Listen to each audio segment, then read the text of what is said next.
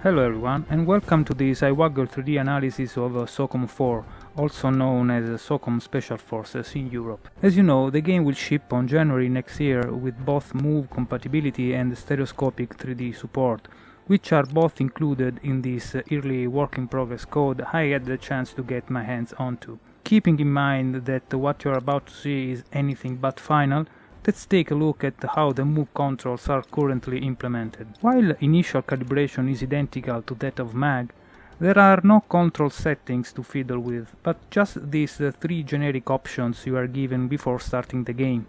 I'm going to jump in with the competitive one.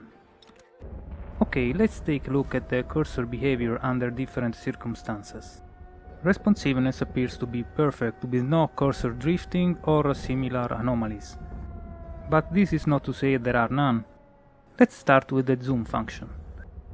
To zoom in, you simply hold the move button, and as you can see it works fine, the cursor retaining its position as I switch back and forth. Not so when I use an alternative zoom mode that has me looking through a red dot sight. The good news is that the sights are not fixed, I can move them around just like the cursor. The bad news is that, as you can easily tell, the location of the red dot doesn't match the one of the cursor. It usually appears somewhere between the cursor and the middle of the screen.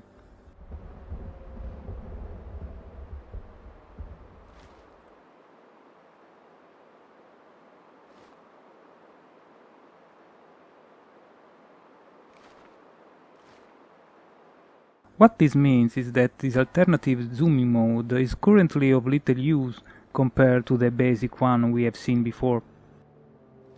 Not that there are no issues with that either. As you can see here, as long as I wait for the camera to zoom out completely before zooming in again, everything works fine.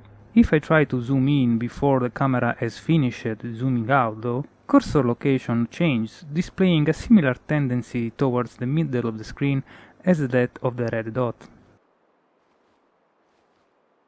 Just like MAG, SOCOM 4 also appears to employ bounding boxes specific to each aiming mode.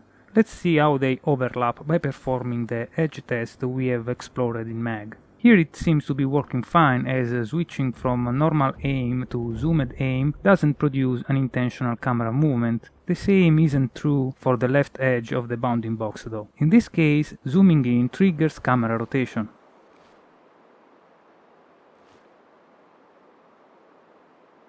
What about zooming out?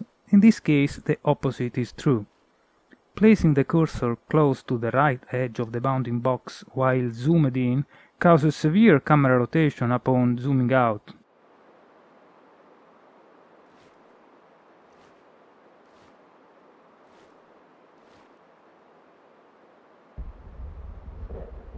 Performing the same test on the left side results in no such anomaly.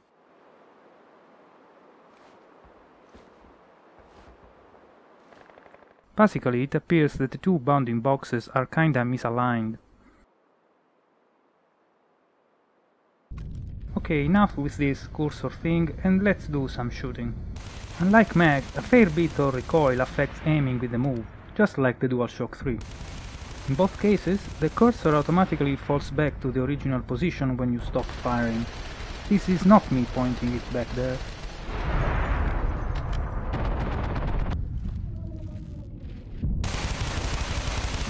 When using iron sights though, the DualShock 3 version falls back, but not the Move one.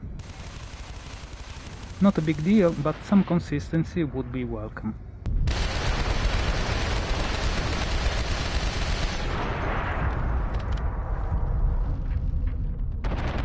As for aim assist, there is currently none, as this enemy here will help me demonstrate after I have persuaded him to change cover.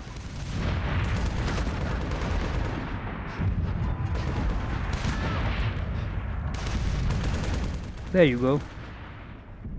Moving on, let's take a look at how grenade throwing works.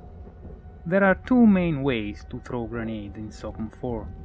A quick one that sends it towards the pointer by quickly pulling and releasing the L2 trigger on the navigation controller,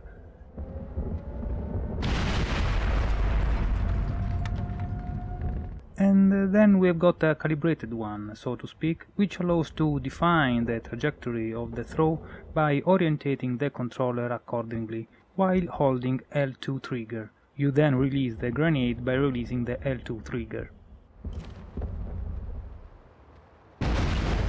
In this case, if you change your mind and decide you don't want to throw the grenade anymore, you simply release the L2 trigger slowly. It is interesting to note that in the DualShock 3 version, grenade throwing is currently performed with R2, meaning you have to move the finger away from the R1 button or use the middle finger. This is interesting because when calibrating your throw from behind cover, you are allowed to shoot simultaneously, which is easy with the current move setup, not so with the DualShock 3 one. Now, I'm not sure if this ability is supposed to be there in the first place.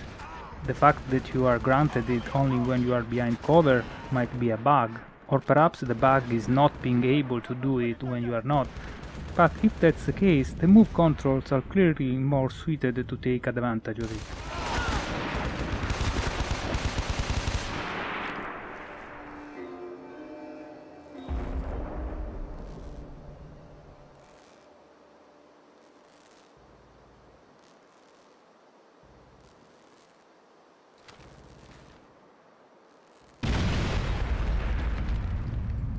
One last action that deserves attention here is the knifing gesture, a quick and short forward thrust which works perfectly and consistently.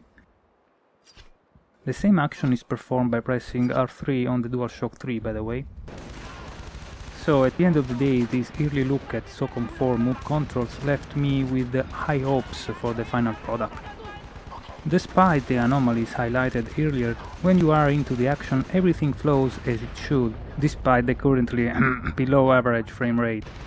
Assuming Zipper polishes it properly, and looking at mag evolution from beta code to the 2.0 release there are no reasons to believe they won't, I have little doubt SOCOM 4 will further cementify the PlayStation move efficiency in the shooter space.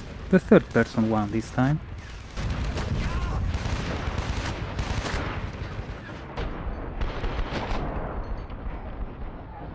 And this is it. Thanks for watching and passo chiudo!